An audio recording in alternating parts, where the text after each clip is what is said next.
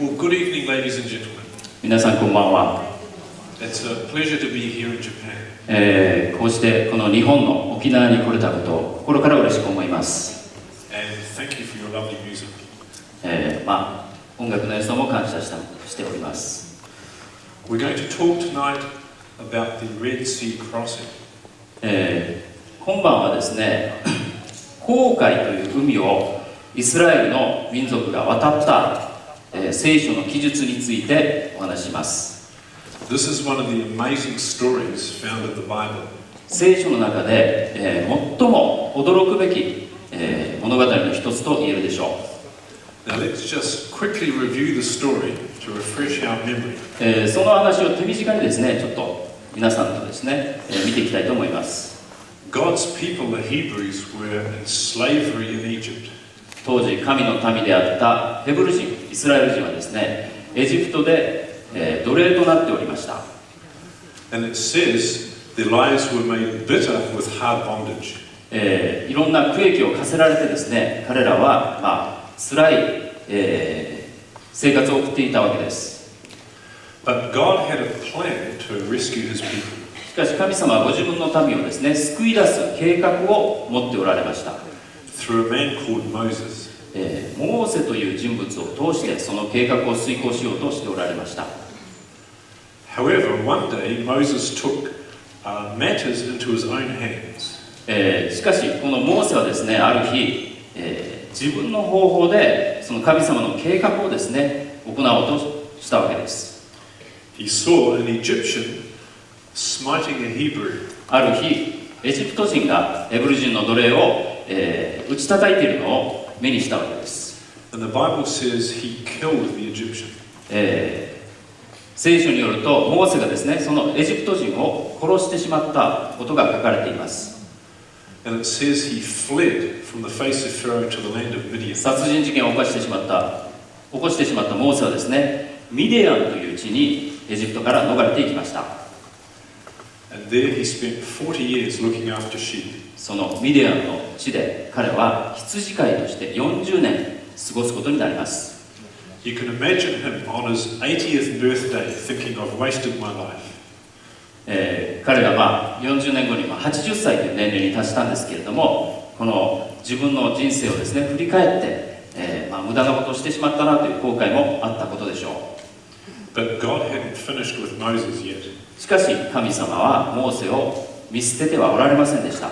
If ever you think you've wasted your life, don't worry, God still has a plan. もし皆さんの中でですね、人生を無駄にしてしまったと思われる方がいらしたとしても、神様は皆さんを決して見捨ててはおられません。And God spoke to Moses through a burning bush. 燃える芝の中から神様がですね、モーセにある日語りかけられたのです。And sent Moses back to Pharaoh. そしてモーセを、エジプトに戻ってファラオという王様にですね、話をするようにモーセを使わしました。And asked Pharaoh to let his people go. そしてファラオという王様にですね、神の民イスラエルを去らせるようにという、エジプトから去らせるようにという要請をするようにということでした。But Pharaoh said no. しかしファラオあるいはファラオですね、その王様はダメだと言ったわけです。So God sent 10 plagues upon Egypt. そこで神様はエジプトに10の災い、10の災いを下されました。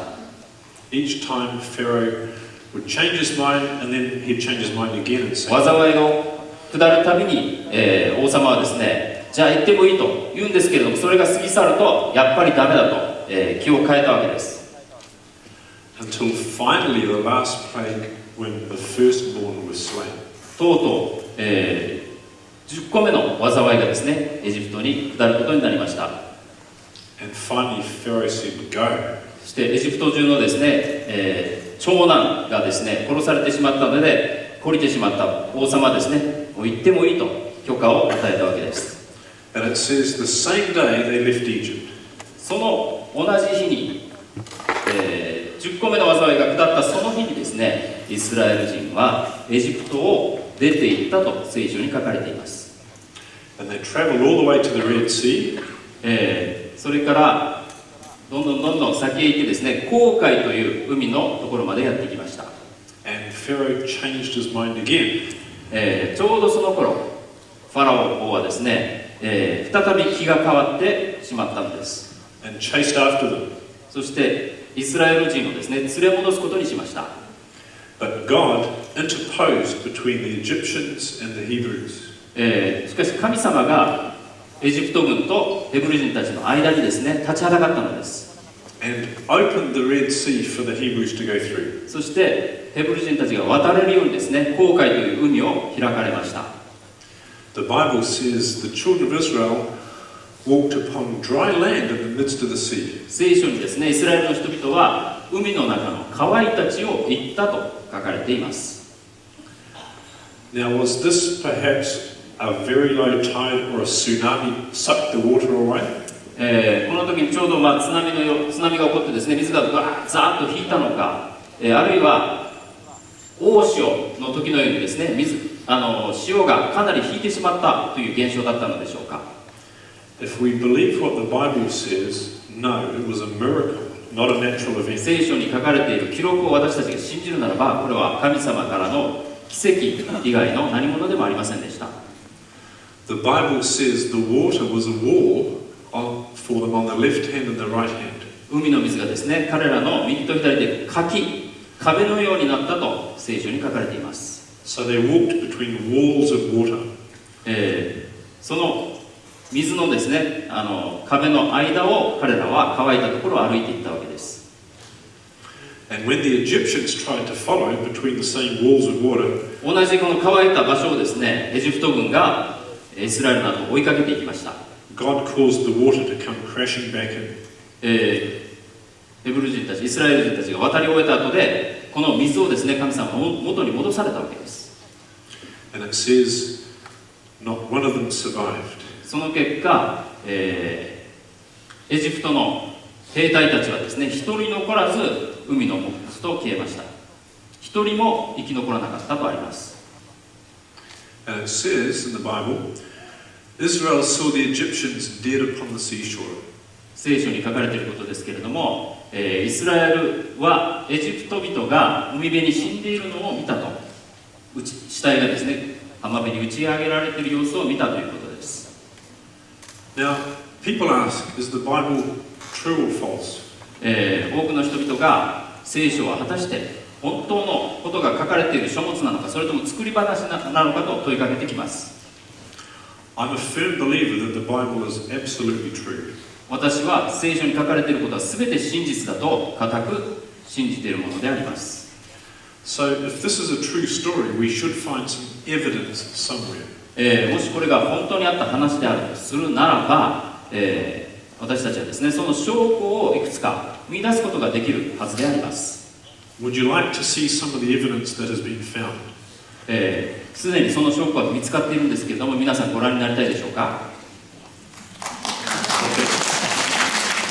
Thank you. Okay, very good.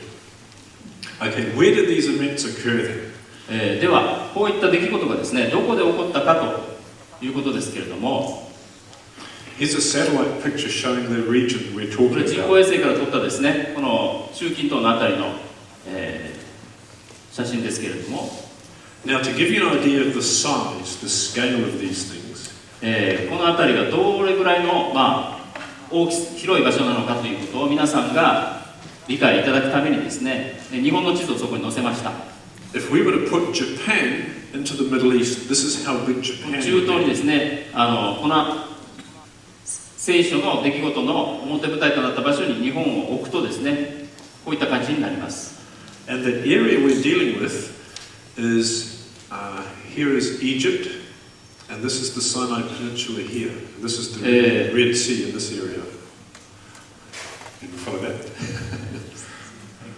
So, this is Egypt here, along the Nile River. Yep. エジプトがこの辺りにあって、シナイ半島、シナイの砂漠がこの辺りですね。So you can see we're not dealing with very big areas. ですから日本の地図と対比させてみるとそんなに大きな場所ではないわけです。But let's get a feel for the size of the number of people involved. 次にですね、どれだけの人がですね、この聖書の物語に関わっていたかというのを見ていきましょう。Because this was not really a small event at all. 本当に少数の人々ではないんです。The Bible says there were about 600,000 that were men. Here we go. エジプトを脱出したイスラエルの人々は60万人と聖書に書かれています。Now this is the men aged 20 years old and over. しかしこの60万人という数は成人男性だけの数であります。So if we add the women and children, we probably have more than 2 million people. この60万人という数にですね、女性と子供を加えると優に200万人を超えていったと考えられるわけです。I understand the population of Okinawa is 1.4 million. 沖縄に来てすぐ調べたことは沖縄の人口でしたけれども140万人ということが分かりました。So this is like all of Okinawa plus more on the march through the です desert. から沖縄にいる全ての人にさらに加えた数の大勢の人たちが関わっていたということが分かるわけです。So this is not a small event. ですからこれはですね、小さな出来事とは言えないわけですよね。Now, how many Egyptians were chasing 2 million people? この200万の人々を追いかけたエジプト軍、どれだけの軍隊であったかと言いますと、 The Bible doesn't say, but the historian Josephus tells it was 250,000 men. 聖書に正確な数は記されていませんけれども、ヨセフスという、著名な歴史家がですね、25万の兵と記録しています。So with that many people, where did God lead them? これだけの人をですね、神様はどこに導かれたかと言いますと、There have been put forward or suggested at least 3 options for where the Red Sea crossing took place. この紅海が分かれてですね、この紅海を渡っていったと思われる場所、実は3つぐらい候補があるんです。The most popular one is somewhere through the Gulf of Suez. 最もですね、有名といいますか、多くの人が信じている場所はこのスエズ湾というこの辺りで海が分かれて渡ったのであろうと言われています。And that's based on Mount Sinai being here. これはですね、シナイ山という山がここにあるということに基づいてこの説が上がったわけです。But recently another mountain has been proposed over here. ところがですね、比較的近年になってここにですね、シナイ山があるという説が浮上してきました。No evidence has ever been found here to support the Exodus. 実はここがシナイ山であるという証拠はですね、全く根拠はないんです。But here there is some very amazing evidence which we'll share tonight.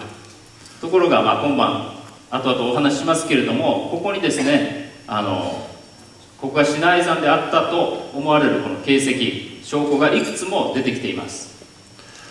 But the question is, why should we even look here? Because this here is called the Sinai Peninsula, and that's called Mount Sinai. もうここはシナイ半島と呼ばれていて、もうここにシナイ山があると言われているのに、なぜここを見る必要があるのかという問いかけがあるわけですけれども、If we follow the Bible carefully, we can see that actually this is a much better candidate. しかし聖書を注意深く、調べてみると、こちらの方がですね、シナイ山であるという、ここがシナイ山と考える方が、より適切、理にかなっていることが分かってきます。This is the map on the back of my Bible here. 私が持っている聖書の後ろの方のですね、地図のコピーですけれども、And it shows Mount Sinai here. ここにシナイ山があると示しています。But notice where the land of Midian is. ところがこの聖書のですね、古代のミディアンという場所はこの辺りにあったわけですね。Now this is a very important clue. これは非常に重要な手がかりであります。Because you remember when Moses fled from Egypt, he went to the land of Midian. 聖書をご存知な方は覚えておられると思いますけれども、モーセが最初に殺人事件を起こしてミディアンという地に逃れたとありましたね。And when he was in Midian and encountered God in the burning bush, そしてミディアンに住んでいる時に神様がモーセに燃える芝の中から現れて、そしてそれからエジプトへ戻っていったわけです。God said, "When you've brought forth the people out of Egypt, you shall serve God on this mountain." その時神様はモーセにこう言われました。あなたが民をエジプトから導き出した時、あなた方はこの山で神に仕えるであろうと言われたんです。So the mountain they were going to is in the land of Midian. この記述からも神様がこの山と呼ばれた山はミディアンの地にあるということがわかるわけです。And it's been known that Midian is in Saudi Arabia for a very long time. ミディアンという場所はですね、現在のサウジアラビアでありますけれども、このことはですね、もう、長年知られている事実であります。In fact, here's a map, an old French map, that これは shows, 古い、フランスで作られた地図なんですけれども、and it shows that Jethro lived here in the land of Midian. ここにエテロという人がこの場所に住んでいたという記述があります。And in fact, the Bible itself says Mount Sinai in Arabia. そして聖書にはですね、これ英語と日本語ちょっと意味合いが違うんですけれども、アラビアにあるシナイ山と書かれています。And that is where the land of Midian is today, in Saudi Arabia. ですからはっきりと聖書の記述からも、シナイ山はアラビアにあるということがわかるわけです。So what should we expect to find in this ancient land of Midian? そしてその場所にですね、どのような形跡が残されているかということなんですけれども、Now it's very difficult to get into Saudi Arabia, very hard. 今日サウジアラビアという国に入るのは非常に困難なんです。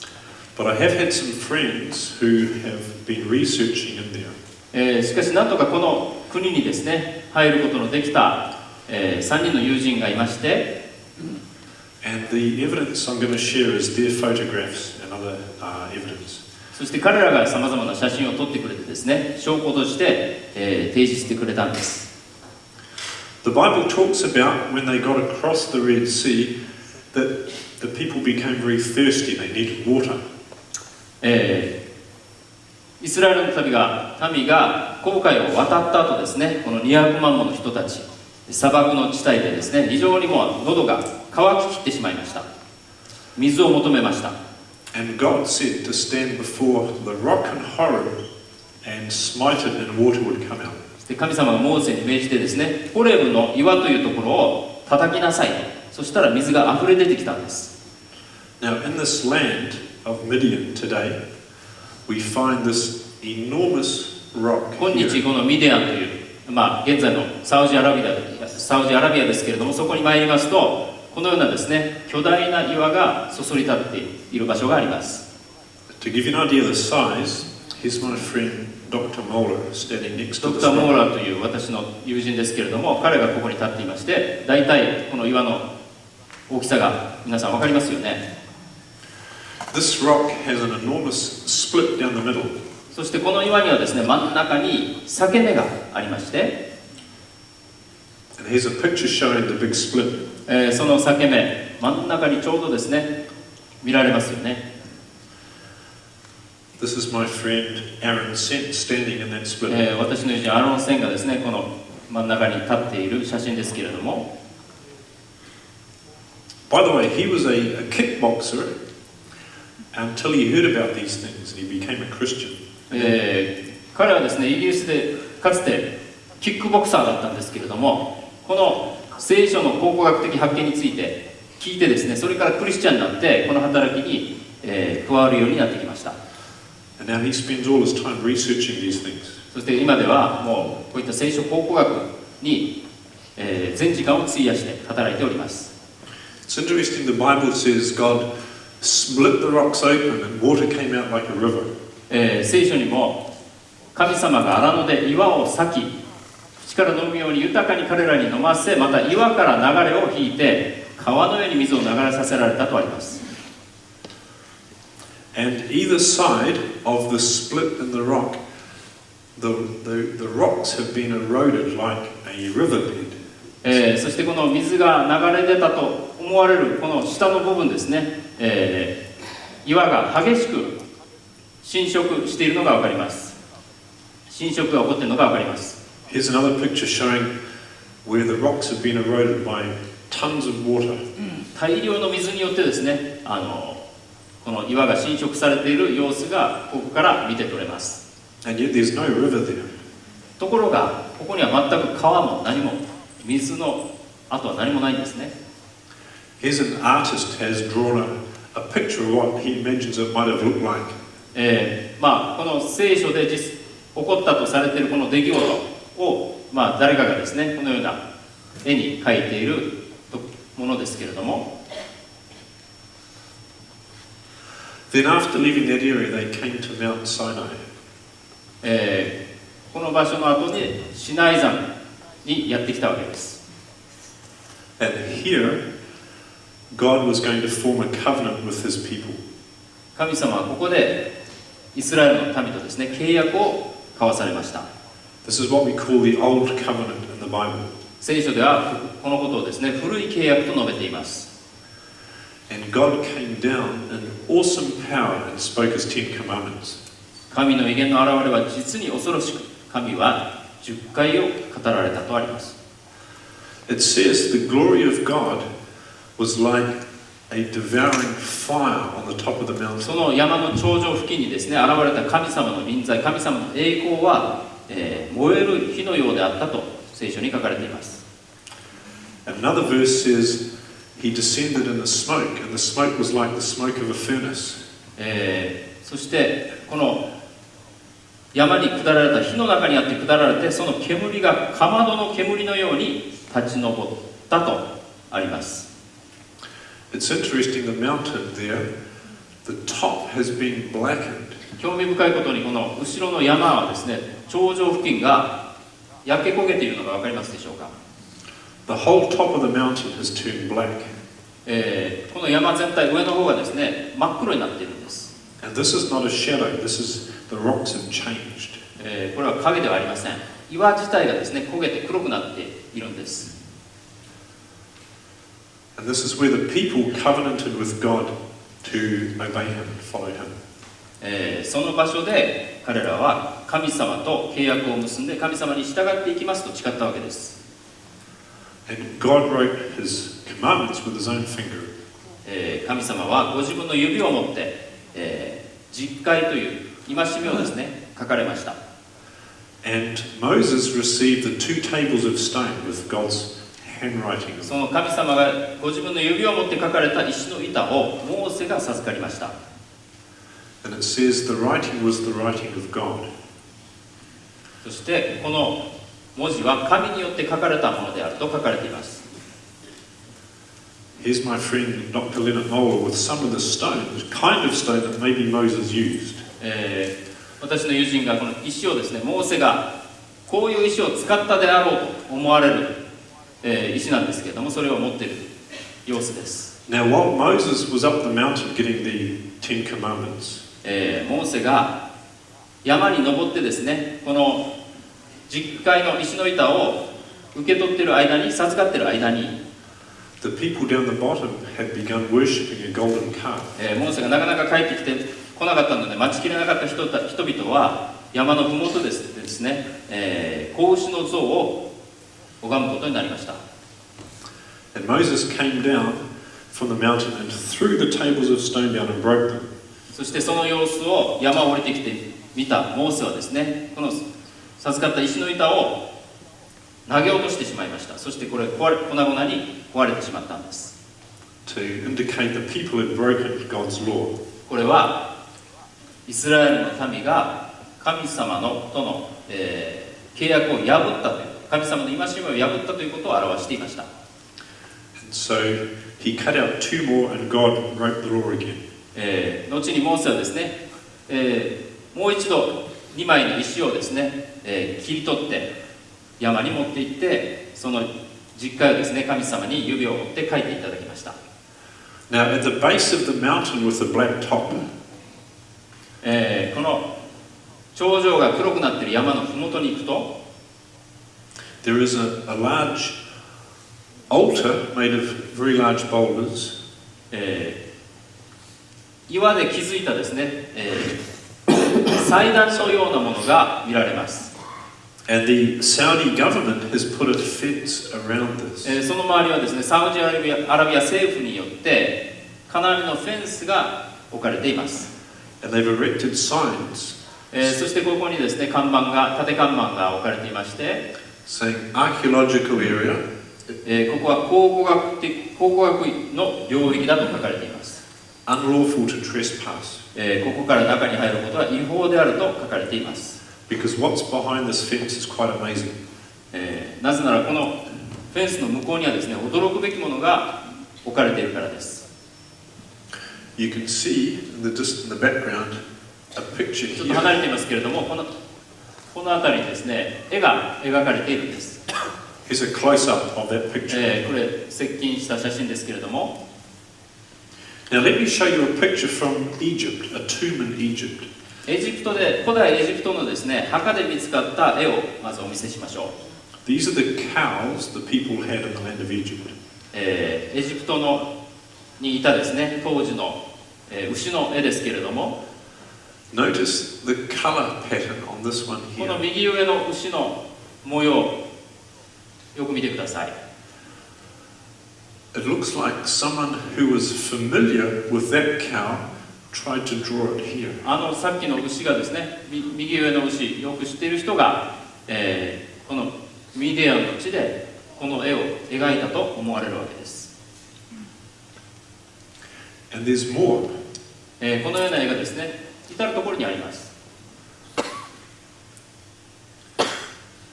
Now this one's very interesting. Notice this cow here. この牛、ご覧になれますでしょうか？ And underneath is a person standing その下に here ですね、立っている人がいます。with their arms raised like this. このようにですね、両手を上げています。If we go back to Egypt again 再びエジプトに戻ってみましょう。 and look at the Apis bull worship cult, 王牛礼拝をしている人々の様子なんですけれども、 notice the worshipper. Oh, sorry. Notice the worshipper underneath the bull here. この牛があります。牛がいて、その下で礼拝をしている人々を見てください。Can you see the same stance with the 同 arms? じポーズをとっていますよね。両手を上げています。両腕を。So somebody has drawn that here in this mountain in the land of Midian. このミディアンの地にこのような、絵が描かれているんですね。酷似していますね。And Moses, it says, ground up the golden calf and threw it in the, it says, the brook that descended out of the mountain. モーセはですね、後にこの子牛を取って焼いて砕いて、細かくしてそれを山から流れ下る谷に捨てなさいと命じました。If you go to this mountain today, there's no river or stream there now. 今日この場所に行くとですね、川の流れ一切見られません。But you can see a dry riverbed, oops, sorry again, a dry riverbed coming here. しかしこの干上がった川のですね、跡がここに見られるんです。Where God had provided water for them at Mount Sinai. シナイ山で神様が水をですね、湧き出させられてからの流れ出た川の跡であります。Now here's another very interesting carving found at this mountain. 同じ場所で見つかったさらなる興味深い、絵なんですけれども、This gentleman here is a South Korean doctor. この方は韓国人のお医者さんであります。博士ですね。And he was working as the physician for the Saudi royal family. やっぱりお医者さんですね。サウジアラビアでこの王族の人たちのために、その専門医として働いていた人です。And he heard about the discoveries made at this mountain. そしてこの山でなされた発見について彼は耳にしまして、So he went to investigate for himself. 自分でその場所に行って、調査することにしました。And this is one of his photos. そして彼が撮った写真なんですけれども、He's pointing here to, here's an enlargement here. ここに彼が指している絵が見えますでしょうか。Does anybody recognize what this is? この絵が何か皆さんお分かりになる人いますか？ Does it look like this here? これにそっくりですよね。This is the candlestick, well, this is a model of the candlestick that was in the Jewish temple. これは、ユダヤの神殿に置かれていた、燭台の模型であります。It was first put in the wilderness tabernacle. 最初は荒野でですね、砂漠地帯でこの天幕の中に置かれていました。And it was part of the furniture inside. You can see it here. その中のいろんな置かれていたさまざまな調度品の一つとしてですね、7つの燭台がこちらに置かれていたわけです。So what is a drawing of that doing at this mountain in Saudi Arabia? このサウジアラビアで、どうしてこのような絵が描かれていたんでしょうか。I'll put to you the evidence speaks very strongly that this is the real Mount Sinai here.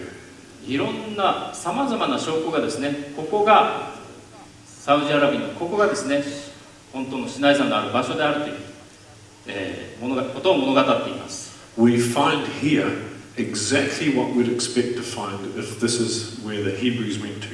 ここにヘブル人が行ったとするならば、見受けられるであろうと思われるですね、予想通りの証拠がですね、ここで見つかったのであります。It fits the Bible clues.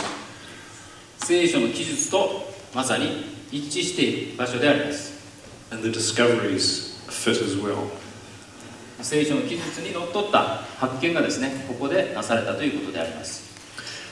Therefore, it's proposed that the Red Sea crossing was through here. だとするならば、イスラエルの民が渡った場所はこの辺りであろうと考えられたわけです。And again, nothing has been found here. そして最初に紹介したこの場所ではですね、何も証拠は見つかっていません。But let me share with you what has been found here. そして皆さんにですね、ここで見つかったものを今からお見せしたいと思います。This is a close-up of the Sinai Peninsula. シナイ半島がありまして、さらに接近してきた写真ですね。And this is where the mountain we've just been talking 先ほ about ど is. お話した山がここにあります。And we propose that they crossed the Red Sea here. でおそらくここをですね、イスラエルの民は渡ったと考えられるわけです。How do we know that? どうやってそれが分かるのかと言いますと、Again, if we follow the clues in the Bible, it まず helps. 聖書から手がかりを得ていく必要があります。Now, Moses, when he fled from Egypt, モーセが最初にエジプトを逃れた時、followed a pathway that went around the top of the Gulf of Aqaba and down to the land of Midian. 紅海の北端にあるですね、赤羽湾の上を通っている道をですね、たどってミディアンに入ったと思われます。And when he went back to Egypt, he would have followed this road. おそらく同じ道を通ってモーセはエジプトに帰ったことでしょう。And then he was taking the people back to the land of Midian. それから、200万のイスラエルをですね、率いてミディアンの地に帰ろうとしたわけですけれども、 But along the way, 途中でですね、God says to turn and encamp by the sea. 神様は引き返してとありますけども、実は、方向を変えて海辺に行きなさいとモーセに命じられました。So this is very easy to find the right location. そのような聖書の記述に従うと、正しいこの道筋をですね、たどるのは比較的容易なんです。If you had all of Okinawa population with you, もし沖縄にいる人たちが全員がですね同じ場所に集まったとするならば、 and you are walking through the desert here, そしてみんなで一緒にですねそれだけの人数でこの辺りの砂漠を歩いたとします。 and you're told to go down to the sea. そして海辺に向かいなさいと言われたとします。 There's only one place along the whole coastline that you can have all those people with you. この沿岸でですね何100万200万もの人たちが収容できる海辺は1箇所しかありません。 And this beach we're talking about, here it is here, その場所がここにありまして、 fits exactly the description given by the historian Josephus. この場所の、地形といいますか、それはですね状況は先ほど紹介したユダヤ人の歴史家ヨセフスが、書いた描写とですねまさに一致しています。 Josephus knew this location, ヨセフスはこの場所も調べてよく知っていました。 and his description does not fit anywhere along this coastline そして here. 彼の記述はですねこの場所と全然一致しないんです。 But it fits perfectly this location here. ところがこの場所はですね実にぴったりと当てはまるんです。 So this is the beach where the clues have brought us to. そういった手がかりをたどっていくとこの場所にたどり着きます。 This is another shot. You can see the winding canyon that leads down to the beach. このビーチにですね砂浜に向かう、この渓谷の道がありまして、 And you can see the size of the beach in this picture here. この砂浜の大きさをここで示していますけれども、 It's big enough for 2 million people to camp here. これだけ大きい場所だったら200万の人たちが宿営するのに十分な広さだと言えるわけです。 Now we've been diving この辺りは私たちいろいろ潜って調べました。 all along this coastline here. この沿岸ですね、ずっと海の中潜ってみました。 Now, if this is where the Hebrews crossed the Red Sea, もしヘブル人たちがここからですね紅海を渡っていったとするならば、 we need to be realistic and ask, what would we expect to find? 現実的になってですねここにじゃあ何か、跡が残っているだろうかと考えることができるわけです。どんなものが発見されるかと。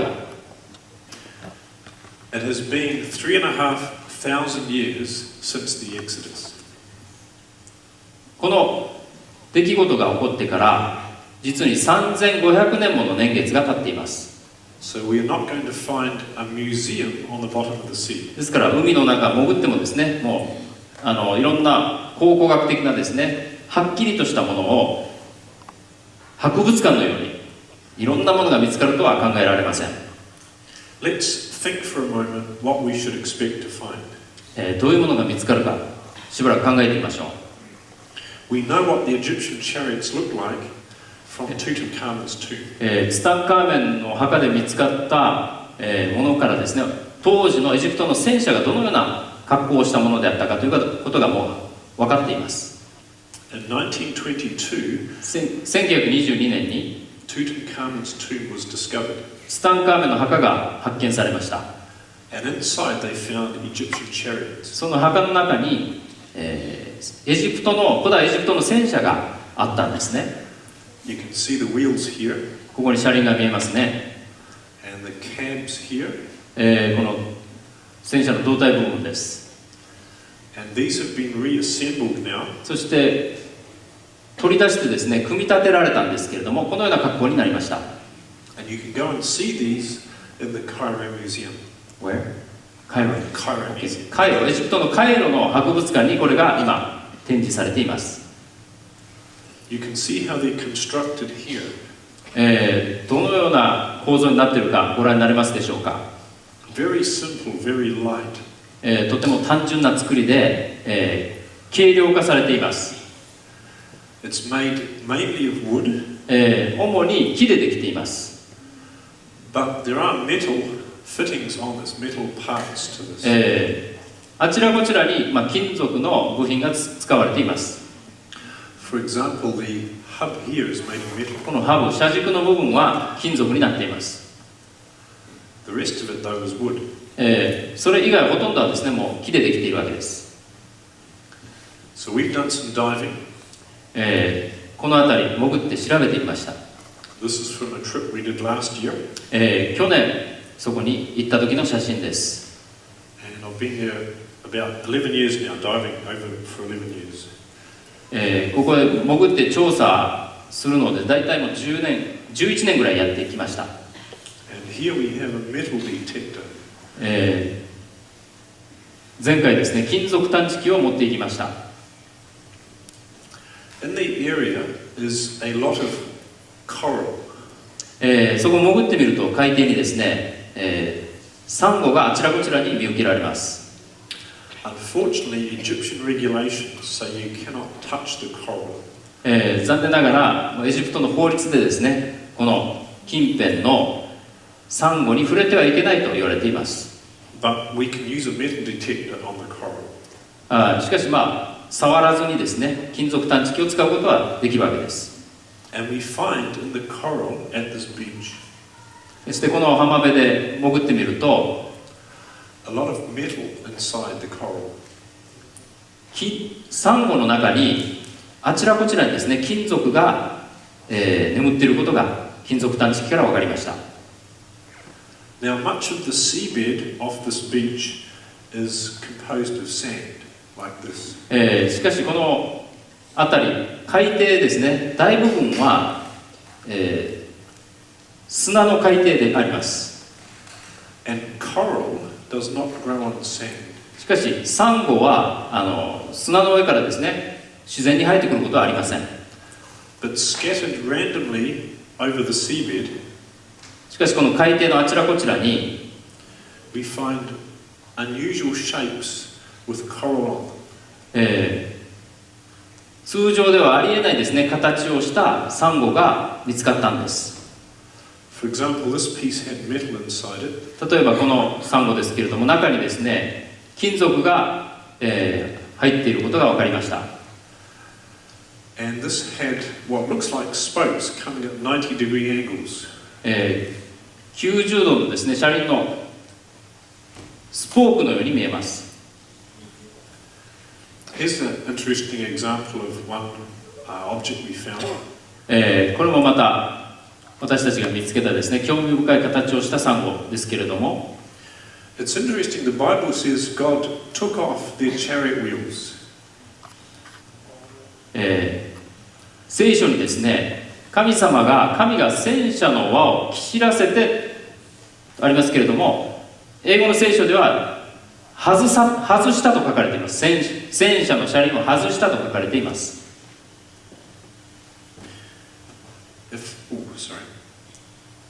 If we look at our chariot picture again, 再びこの戦車の写真ですけれども、 and think about God taking the wheels off these, 神様がこの戦車からですね、車輪を外したとしますと、 imagine the axle being unfastened here and at the other end.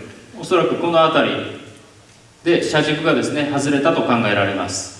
So then you have two wheels loose with the axle between. 胴体から車軸ごとですね、車輪が外れたとするならば、両側に車輪が乗っかった状態でこの車軸ともろともですね、外れていくわけです。 And then picture that sinking to the seabed and landing like this. そして外れた車輪がですね、車軸とともに海底に沈んでいったとします。 And then the coral grows on it. そしてその上にですね、後にサンゴが生えていったと考えてください。 This is what you'd expect to find. そしたらですね、このような形になると考えることができるわけです。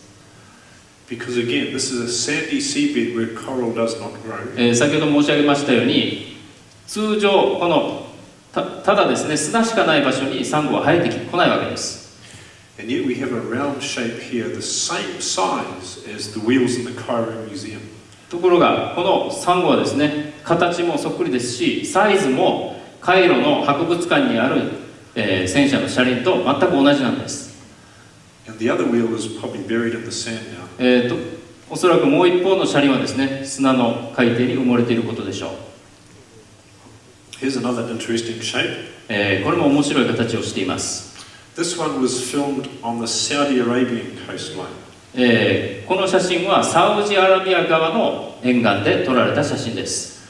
Again, a sandy seabed where coral doesn't grow. 何度も言いますように、砂の上からですね、勝手に自然にサンゴが生えてくることはありません。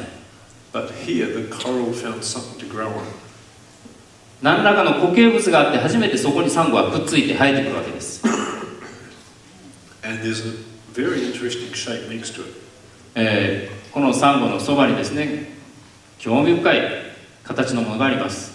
Here's another picture of that. これ上から撮った写真ですけれども、この辺りですね。Here's a close-up. さらに接近した写真です。You can see the outline of the wheel here. ここに車輪のですね、外側の部分をご覧になりますでしょうか。And this may be the hubble part of the axle. これがおそらく、車輪のハブ、車軸の部分だと考えられます。And so this has been preserved by the coral. こういった状態でですね、サンゴに覆われた状態で、この車輪の形がですね、残っているわけです。Also in the coral, a friend of mine from New Zealand found this here. サンゴに埋もれた形でですね、私のあるニュージーランドの友人がこのような骨を見つけて持ってきました。And this was taken to the Department of Osteology in Sweden. スウェーデンの And they examined it. 骨学部っていうところにですね、持ち込まれまして、それを調べてもらいました。And they could tell it was a human femur bone. これを分析した結果、人間の大腿骨であることが分かりました。In other words, it's this bone here. この辺りの骨ですね。From the hip to the knee. 腰の部分から膝の部分までの骨であります。And they could tell, sorry about that, how tall the person was. この骨からですね、大体この人の身長が分かるわけです。165センチから170センチ。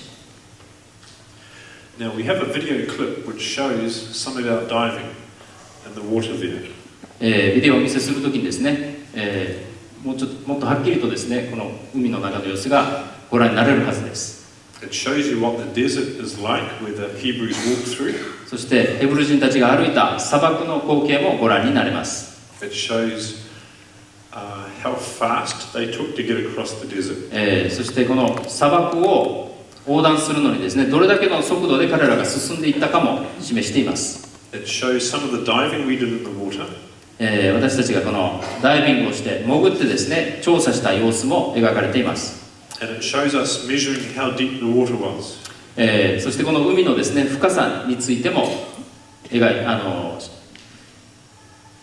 ています。Would you like to see the video? 皆さんビデオをご覧になりたいでしょうか。Thank you.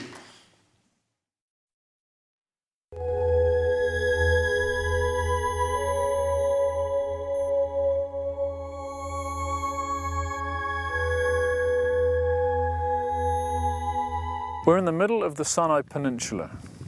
It was through this desert that the Hebrews travelled after leaving Egypt. If it wasn't for the cloud giving them shade during the day, their trek through this desert would have been very arduous indeed. Indeed, how many days does the Bible give for their journey through this wilderness? The answer is found right here in the book of Exodus. The book of Exodus tells us how Moses encountered God in the burning bush. God instructed Moses to return to Egypt, go to Pharaoh and request that the Hebrews be allowed to make a 3-day journey into the wilderness. Thou shalt come, thou and the elders of Israel, unto the king of Egypt, and ye shall say unto him, The Lord God of the Hebrews hath met with us. And now let us go, we beseech thee, 3 days' journey into the wilderness, that we may sacrifice to the Lord our God. Moses obeyed, he returned to Egypt and made the request to Pharaoh. Moses and Aaron went in and told Pharaoh, "Thus saith the Lord God of Israel, Let my people go, that they may hold a feast unto me in the wilderness." And Pharaoh said, "Who is the Lord, that I should obey his voice to let Israel go? I know not the Lord, neither will I let Israel go." And they said, "The God of the Hebrews hath met with us. Let us go, we pray thee, 3 days' journey into the desert, and sacrifice unto the Lord our God."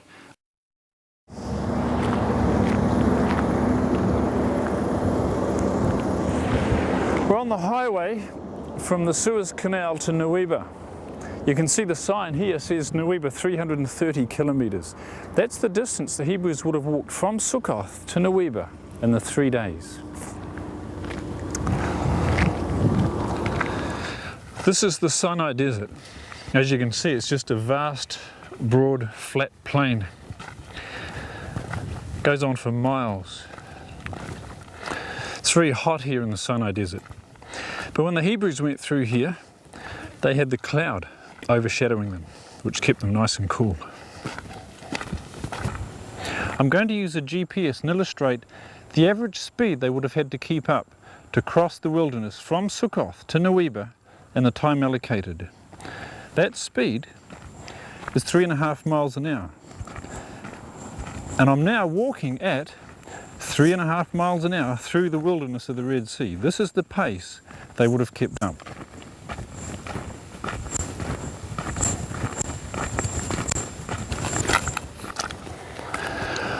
After crossing the Sinai Desert, they finally came into this area here. You can see this is the beginning of the Wadi, very rugged mountains. And this is the start of the canyon that leads down to the Red Sea.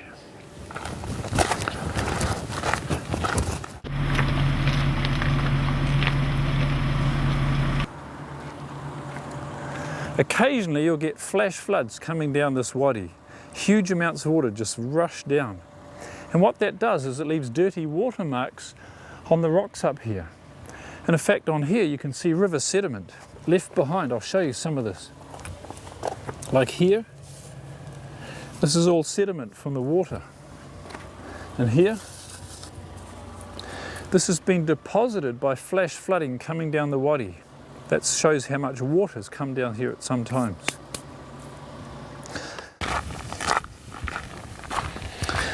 We're now in the Wadi Watia.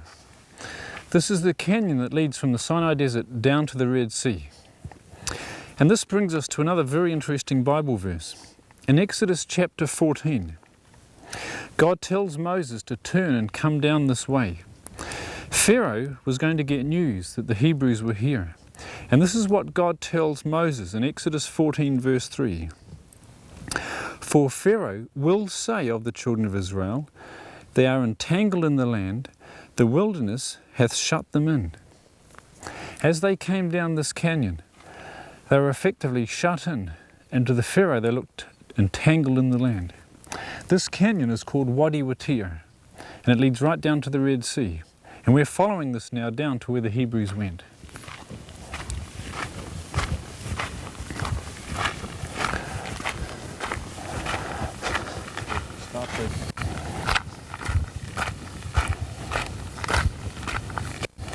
Weary and hungry after their long trek, many of them must have been wondering how long until we reach our destination. Then suddenly they round this bend, and before them is the Red Sea.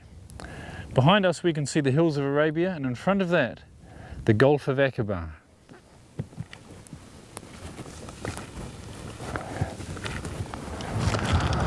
This is Nuweiba, large enough for 2 million people to camp the time the Egyptian army was chasing them. This is where the 2 million Hebrews camped, and it was down through the same canyon the Egyptian army was chasing them. And it was here that God was going to do something wonderful. From here, according to the scriptures, Moses and his people could travel no farther.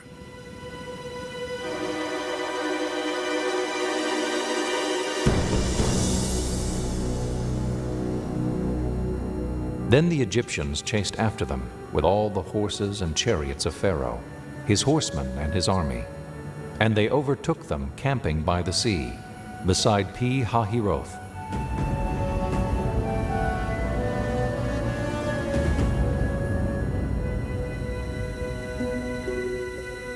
The historian Josephus provides another clue about the location of Pi-hahiroth, for his description of the Israelites' crisis matches the terrain surrounding Nuweiba Beach.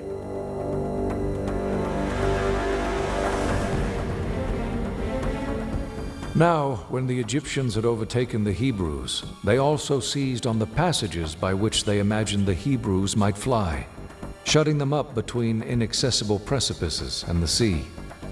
For there was on each side a ridge of mountains that terminated at the sea, which were impassable by reason of their roughness and obstructed their flight.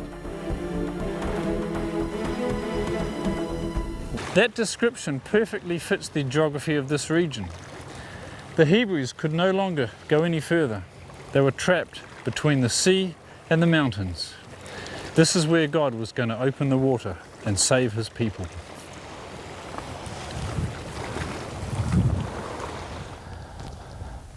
Well, we've seen that the biblical evidence brings us to this location here in the Gulf of Aqaba. Therefore, we should find on the seabed behind us the remains of Pharaoh's army. So we're going to go diving now and look for the evidence of the 250,000 Egyptians and all the chariots of Egypt that were lost in the water behind us. So let's go and have a look. If we assume that a number of artifacts were spread out on the seabed, sooner or later corals would start to grow on them. And of course, if you have a number of layers of coral growing on something, it's very hard to distinguish the structure that was there from the very beginning. Though the coral complicates any search here, it may have been instrumental in preserving the shapes of ancient artifacts. For coral is a living organism that will not begin to grow on a foundation of sand or silt. Instead, it must first attach itself to a solid object, where it will sometimes conform to the shape of its host. So for instance, if it would grow on a wooden artifact, the wood would normally disappear in the seawaters after a time. But if you have corals growing on the wooden artifact, the coral could have the shape of the wooden artifact. And then the corals would consume the wooden material over periods of time, but still keep the shape of the wooden artifacts. During the course of his explorations, Moeller observed that the pattern of coral growth at Nuweiba differed from other parts of the Gulf.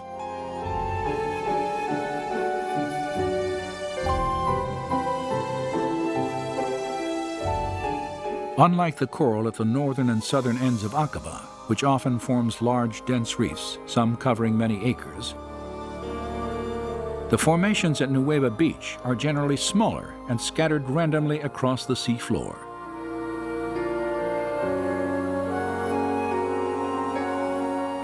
Divers familiar with the area have compared the distribution of coral here to a junkyard and the aftermath of a disaster. This description is fitting, and among the strange formations in these waters, many display features indicative of human engineering.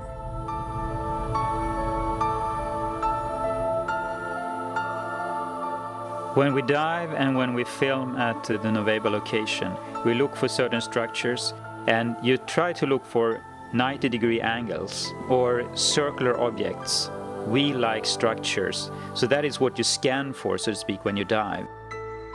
There are situations where you see something that looks like an axle, a hub, something that looks like a wheel, and you say to yourself, this is not a coral reef, this is a coral growth on an artifact. And that is what's different to me when I compare corals at other locations around the world.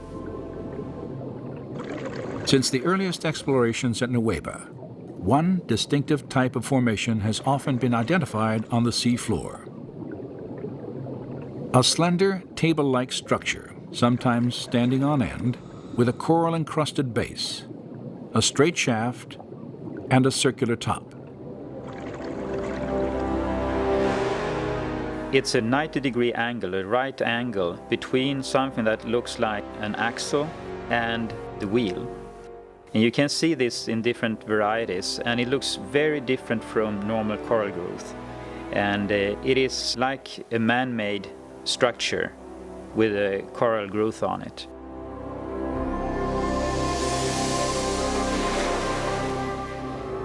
A common question is, why didn't you bring up artifacts? And there are several answers to that. The best thing to do when you find something is just to keep it in position. Document it, but keep it in position. It's very easy to destroy anything. And the other thing, it's illegal to remove artifacts, but also you're not allowed to bring up any corals from the Red Sea.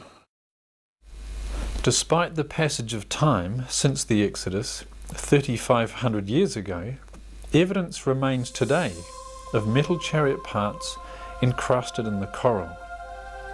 The use of an underwater metal detector can easily locate metallic remains within the coral.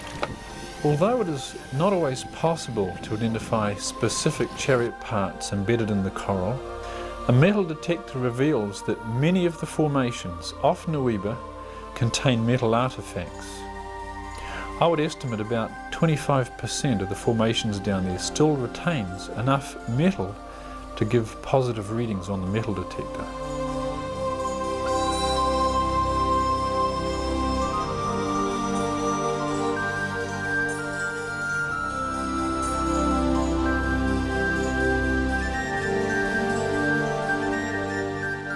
The Echosounder uses hydroacoustic technology by bouncing an echo down to the seabed and back, then measuring the elapsed time. From this information, the instrument can accurately determine the depth of water at a given position. The equipment is manufactured by Simrad in Scandinavia, one of the world leaders in modern marine electronics. Part of the system includes a transmitting and receiving unit, which we mounted to a length of steel pipe. This was then suspended just below the water surface from the side of the dive boat. We set up the equipment so that we could record on our laptop computer the position and depth every 1 to 2 seconds as the boat travelled through the water. Vivica worked in Saudi Arabia over a 2-year period and made 5 visits to Jebel El Lawz. Arrow is pointing this way to Mount Sinai. Vivica also completed many dives on the Saudi coastline, directly opposite Nuweiba, locating and photographing coral-encrusted chariot parts near the shoreline. And the Bible tells that Israel saw the Egyptians lying dead on the shore after they came across. So I figured there must be some stuff on the Saudi side. At one spot there is like a very shallow sort of land tongue going out in a straight angle towards Nuweiba. You could tell it by the shift of the color of the water. You could see how it was turquoise far out, you know. So I thought this would be interesting for exploration, so we did some dives near to that.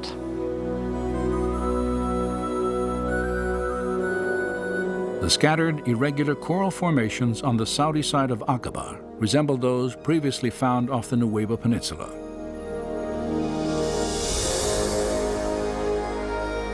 In the midst of them, Pan Tien photographed this circular object attached to what appears to have been a broken axle or hub. This discovery was significant for 2 reasons. Pan Tien had documented the coral-encrusted form of a wheel with dimensions similar to ancient Egyptian artifacts directly across from the proposed Nuweiba crossing site. Her find also provided independent confirmation of earlier evidence establishing wheel-like formations on both coasts of the Red Sea, in accordance with descriptions in the biblical record. And the Lord looked down on the Egyptian army, and he made the wheels of their chariots come off.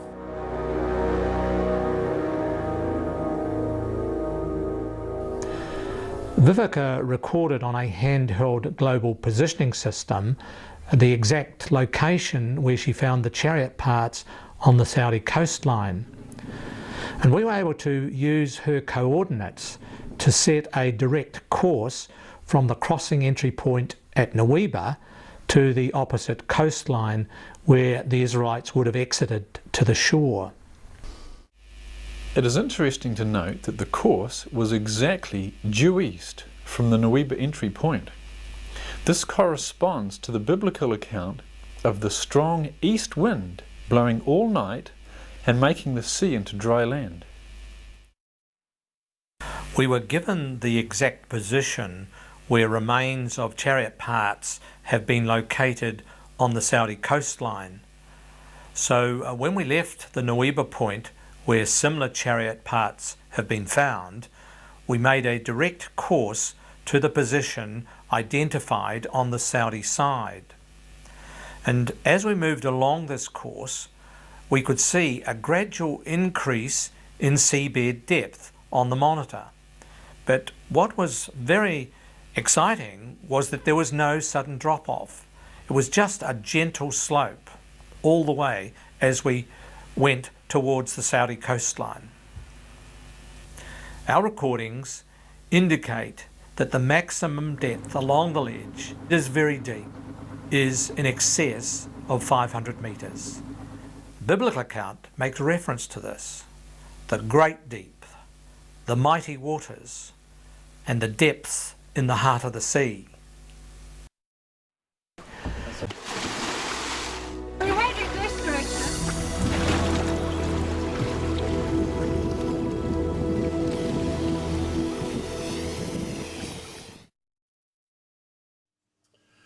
Okay, I hope you enjoyed the video.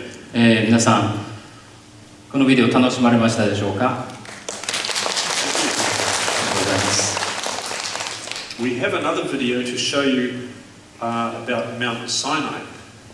もう一つ実はビデオがありまして、これはシナイ山にまつわるビデオであります。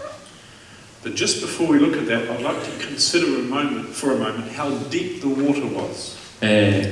それをお見せする前にですね、このイスラエルが渡ったとされている紅海の海の深さについてお話ししたいんですけれども、Some artists draw it looking like this.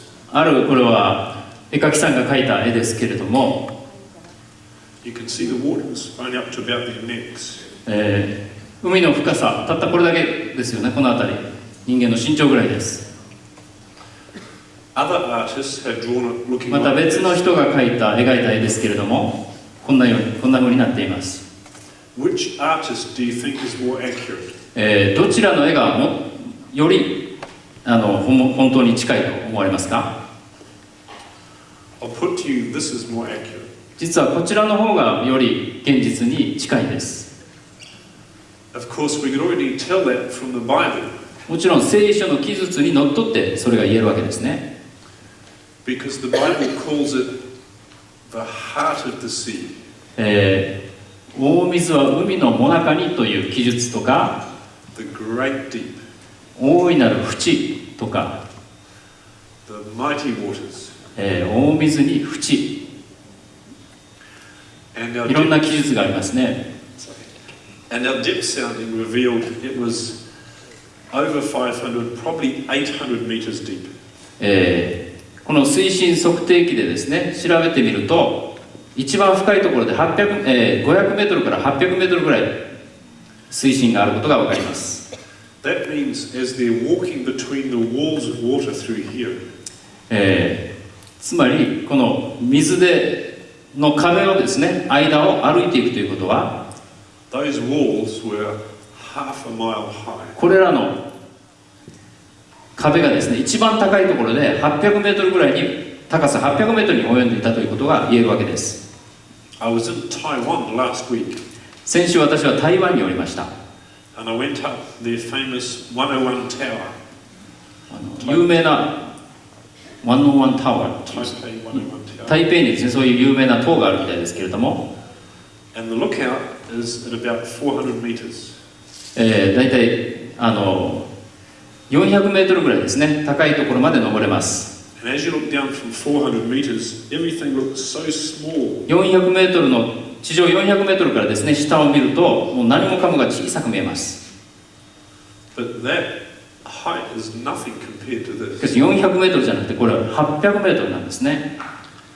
That lookout where everything looks so small was only half the depth. その400メートルのさらに倍の高さの、壁ができていたと考えられるわけです。Do you know the tallest building in the world is the Dubai Tower? 世界で一番高い建物はですね、ドバイタワーと言われているものですけれども、You can take that tower and put it in the middle and it will disappear right up to the top. しかしそのタワーをですね、この場所に持ってきて沈めてもですね、完全に海の中に沈んでしまうほどであります。 This was not a natural event. これは自然現象によるものであったとは到底考えられません。That was the mighty power of God. これは神様の力によって起こされた奇跡なのであります。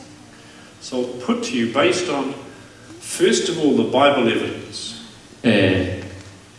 今までですね、聖書の記述にのっとった証拠を提示してきましたけれども、 And secondly, the evidence that is being found here and here. ここにですね、証拠がいろいろ見出されたわけです。そういった証拠に基づいてですね、エジプトを出ていった民のですね、道筋をこのようにたどることができるわけです。 Now we have a 20-minute video showing some more evidence at Mount Sinai.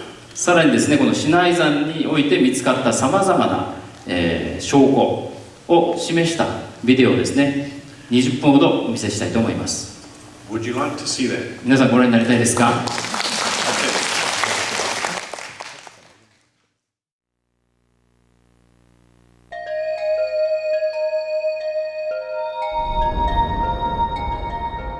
When you have brought the people out of Egypt, you will worship God on this mountain.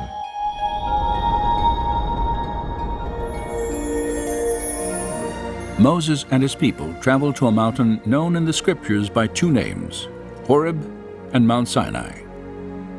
Controversy has long surrounded its actual location.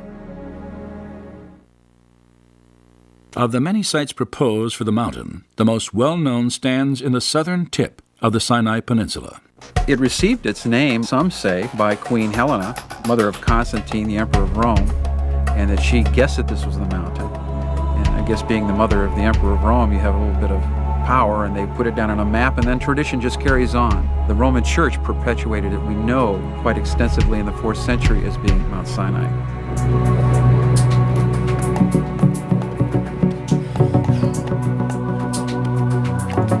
And I climbed this mountain several years ago with Jim Irwin, the astronaut. We stood on top of the traditional Mount Sinai in the Sinai Peninsula. We looked around. Very disappointing. Beautiful mountain, beautiful scenery, awe-inspiring, but none of the geological formations fit with what the Bible was telling us. By early in the 4th century AD, Christian pilgrimages to this mountain had become commonplace. And today, a chapel and a monastery stand at the base of this traditional site of Mount Sinai. Since 1956, archaeological teams have searched for evidence that Moses and the Israelites once camped here for nearly a year after their flight from Egypt. Well, the Department of Antiquities brought together bands of archaeologists, both Israeli and non-Israeli, to try to do the most comprehensive survey imaginable, because they knew that Sinai was going back to Egypt. So there was intense surface exploration, and when we go to Sinai, we can't find anything. It is tabula rasa so far as the period of Moses is concerned. It was empty. When it was under Israeli control, they found nothing really which would suggest Israelite interest in that area. Out of over 8,000 inscriptions from the southern half of the Sinai Peninsula, only a handful are Hebrew or Aramaic, hardly any. And so the tradition of identifying one of the mountains in the Sinai Peninsula with the Mountain of Moses was a Christian invention purely a Christian invention without any Jewish precedents whatsoever. No Jews were ever interested in the Sinai Peninsula with any respect, anyway, to Moses. Does the lack of Hebrew tradition and archaeological evidence discredit the biblical record, as many skeptics have argued? Or does it indicate that Mount Sinai stands somewhere other than the Sinai Peninsula? On this second question, the Bible appears to speak quite clearly.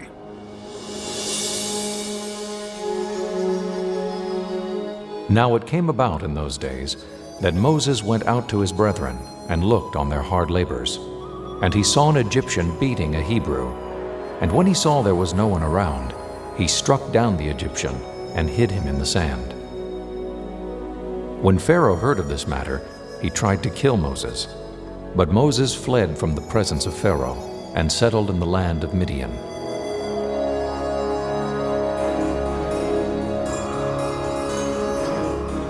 The scriptures indicate that 40 years before the Exodus, Moses fled from Pharaoh by traveling east to Midian, an ancient territory located entirely in what is now Saudi Arabia. Moses' decision to hide in Midian may have been influenced by the presence of the Egyptian military in the Sinai Peninsula. It is doubtful that, as a fugitive, Moses would have lived or traveled anywhere in the South Sinai with an army committed to his capture close at hand. The prospects of sanctuary in Midian, however, were far greater. Across the Gulf of Aqaba is Saudi Arabia. This is the ancient land of Midian, and it was over here that Jethro had his home. And this is where Moses fled as an exile from Egypt for 40 years and looked after Jethro's sheep. And it was there, while he was looking after Jethro's sheep, that Moses encountered the burning bush. And there God told him that he was going to bring the children of Israel back to this mountain. That mountain is Jebel al-Lawz in Saudi Arabia. Given the biblical record, some believe that Mount Sinai must be in Midian. But is there any other evidence to support this theory? Several Jewish documents, some written 600 years before Christian traditions, locate the mountain of God in Midianite territory.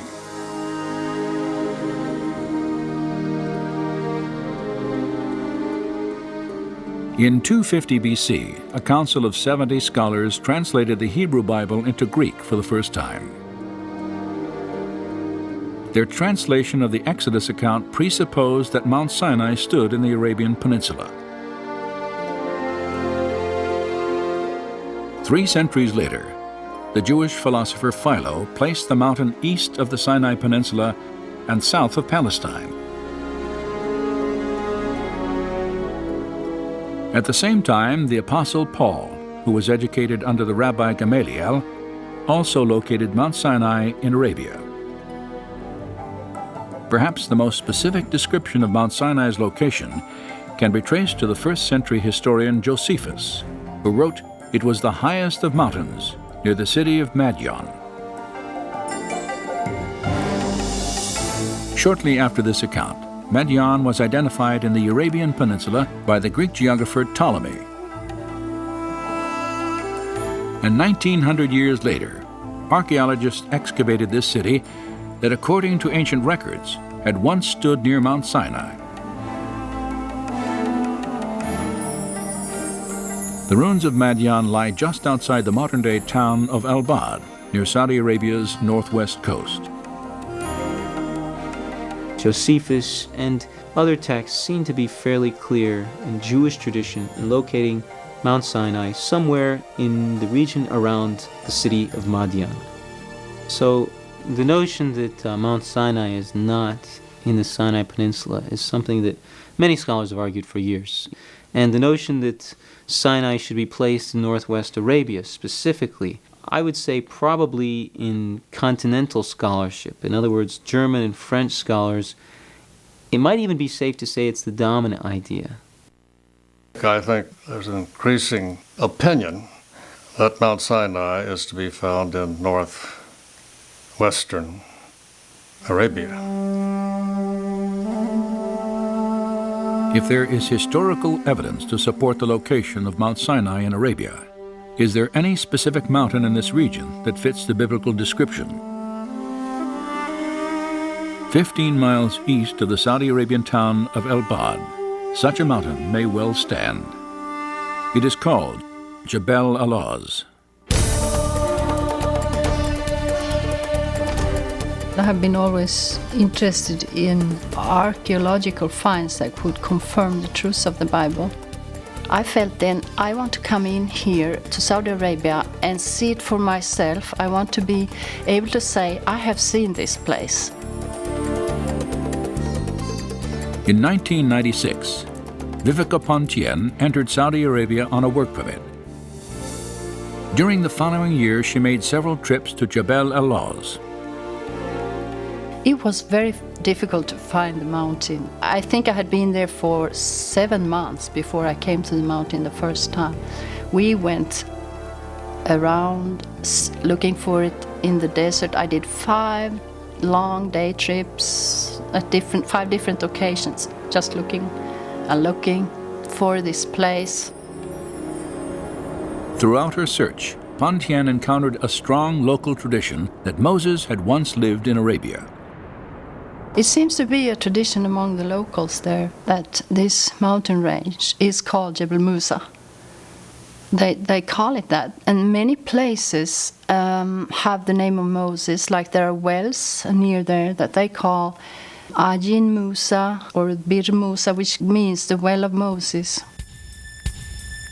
When Pontien finally reached Jebel Alaz, her attention was drawn to specific features of the mountain that resembled the biblical description. Most prominent was a jagged peak, more than 8,000 feet in elevation, and blackened as if scorched by fire. The top of Sinai is very black, darkened rock. It has a appearance of, in some light, coal. It's extremely interesting because the closer you get up toward the blackened peak, you can see where the red granite folds down and the black begins, and it's a dividing line that is like night and day.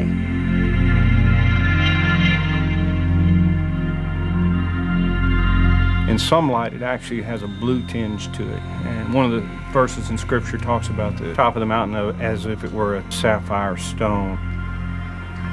Especially toward noonday, it gets a shiny patina on it to where it looks like you're walking around on obsidian. It is literally that shiny and that black. Basically, there are 3 different kinds of rocks.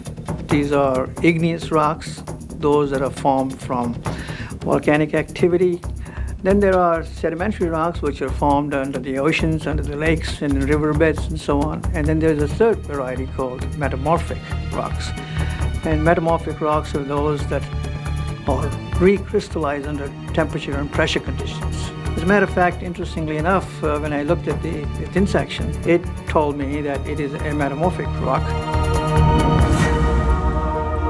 When you stand there and you look all the way around you, there are convoluted mountain ranges going off in every direction, and there are none that are the color of the one you're standing on. It is black, and every bit of the rest of it is a red, burnished, brownish granite, as far as the eye can see. From high atop the mountain, Jim and Penny see the V-shaped altar of sacrifice. The altar of sacrifice is what inspired us to continue to go back to the mountain. This is where the pillars are. And what are they doing there? These huge stone pillars.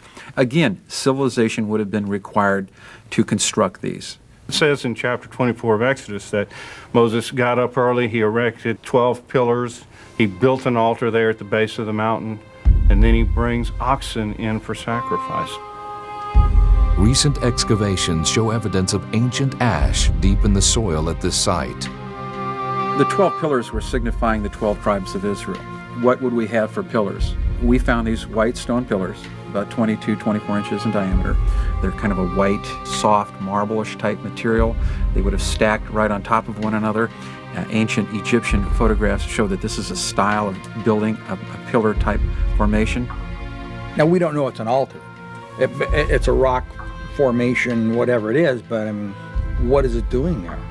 And why 12 pillars? And why not 9? Why not 14? Why 12?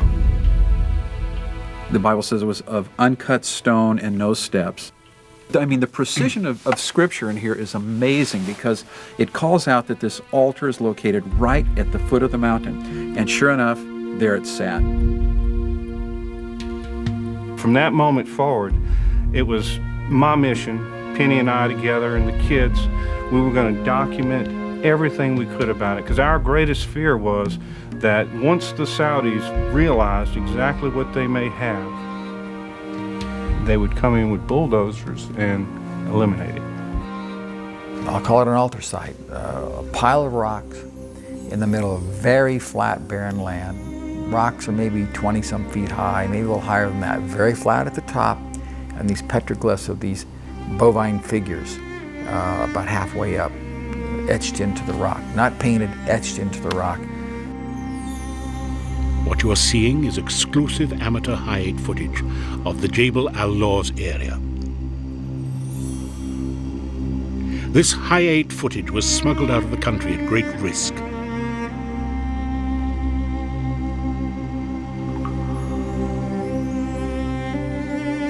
But the most unusual point is that cattle are not indigenous to Saudi Arabia.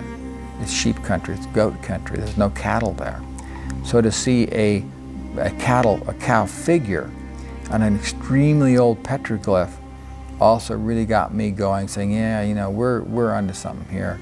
Later on we did find that they were Egyptian artwork and that this probably was the altar that they made the golden calf, because we have this ancient bull god Apis inscribed on several places on this huge altar. Now this altar was man-made. It would have taken hundreds, maybe even thousands of men to move the boulders in place to make this altar. Of course, they had the entire workforce of Pharaoh at their disposal, and they did have the skill of working on large-scale projects. The petroglyphs are representing Egyptian cattle, which of course are not native to that part of the country at all, and certainly would have been the kinds of cattle that they brought from the land of Egypt. It's not a place where someone would go and counterfeit an Egyptian petroglyph. He split the rock in the wilderness and gave them abundant drink. Today, a rock 6 stories high and split from top to bottom still rises from the sands of Rephidim. Its base reveals signs of water erosion, a rare sight in a desert that often receives less than an inch of annual rainfall. And we came up to a break in the rocks, and I looked over from the north looking due south, and both of us were just stunned. There 2 miles away was a monolith that just stood out in the landscape. In that valley, there are numerous natural outcroppings of hills that are just comprised of boulders. And then there is this one with this massive rock sitting atop of it. From a distance, it's big. When you're close to it, it is enormous. It's 4 stories tall. And I've often said that the miracle that would have happened there probably rivaled or surpassed the crossing of the Red Sea. The Exodus account says that the people of Israel grumbled against Moses, saying, "Why did you bring us up out of Egypt to make us and our children and livestock die of thirst?" Your tongue feels like a piece of tar from a Texas highway when you're out in the desert. The sun is relentless. They would have cried out for water. And of course, Moses heard their cries, petitioned God. Moses struck the rock and it split right down the middle from top to bottom. The Bible literally says the water gushed from this. I climbed up the backside to the very base of this rock, and right at the base of that split, it's deeply gouged, and the rock on either side, if you look straight up from the inside of that rock, it's really, really smooth, but it's pressure flaked. Big chunks of granite have been flaked from the bottom. And it's not a normal erosive pattern for granite. Granite generally from just wind and erosion will crack and flake off from the top down. This is coming up as though something came flying up and really gouged the rock. It's very interesting. This part of the world gets a ½ inch of rain every 10 years. And it's so arid and so dry. Yet this rock shows distinct evidence of water erosion. Not just a trickle, a burst of water flowing from it, washing out the whole mountainside, going down and washing all the sand that's down below it, creating an ancient lake bed down below.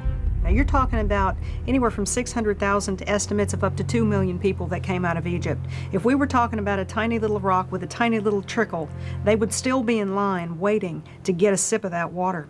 This place would have filled with water so quickly that that entire group of people could have come around the edges of this 2 or 3 mile long area and immediately taken their fill of water. It's very compelling. If you were to show the picture to somebody and say, well, it came from Colorado or Utah, well, you accept that, but if you say this came from one of the most arid places in the world where there are no rivers. The most graphic description would be found in Psalms. Thou didst cleave the rock in the wilderness, and the waters ran down as rivers. And that Hebrew word for clave means to split cleanly in two. There is no such candidate for any other site that has been investigated or is currently being investigated as Mount Sinai.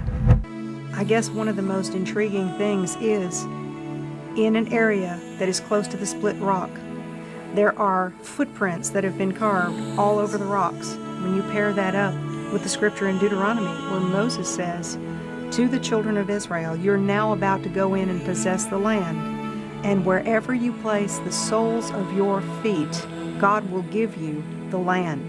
Now that's a very interesting thing, because if you are a wandering people, how would you mark out places that you had been? If the title deed to your land is wherever you place the soles of your feet, isn't it interesting that there are so many little feet? It's very compelling.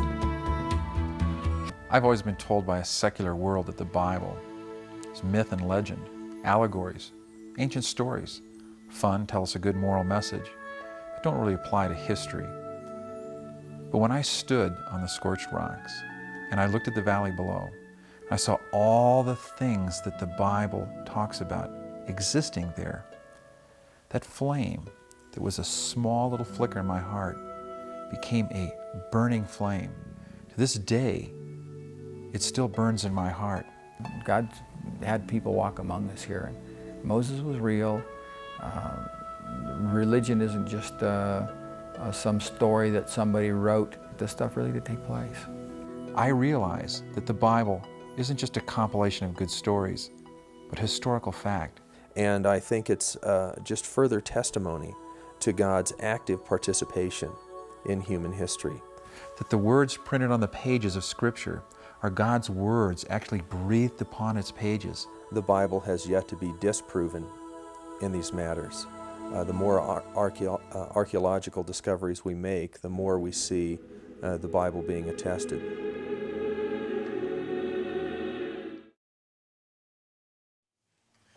Well, the message is very simple.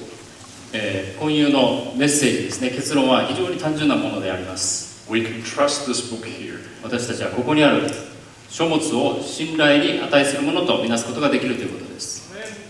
It's been proven historically accurate again and again.